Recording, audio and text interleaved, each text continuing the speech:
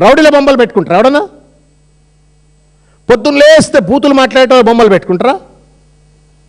రాక్షసులు లెక్క ప్రజలపైన దాడులు చేస్తే బొమ్మలు పెట్టుకుంటారా? రాహుల్ గాంధీ మోడీని పెట్టుకోకపోతే తప్పు లేదు, మరి ఎమ్మెల్యేల క్యాంపు కార్యాలయాల్లో రేవంత్ రెడ్డి బొమ్మ లేకపోతే తప్పెట్లయితుంది? అది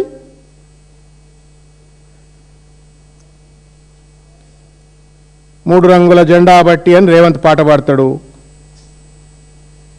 అది ప్రభుత్వ కార్యాలయంలో ప్రోటోకాల్ ఉండదు, ఏడ ప్రోటోకాల్ ఉండదు. ఇష్టం వచ్చినట్టుగా ఆయన దుర్మార్గమైనటువంటి రీతిలో వ్యవహరిస్తూ ఉన్నాడు.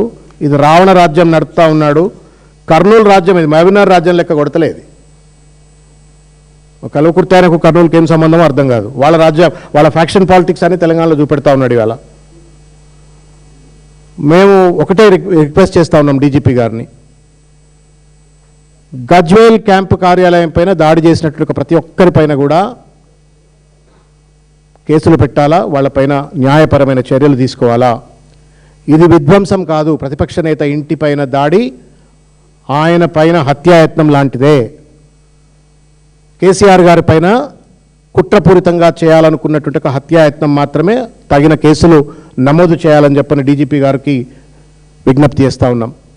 ముఖ్యంగా డీజీపీ గారు దయచేసి please either you mend or end the ugly means and ways of Revanth Reddy గారు.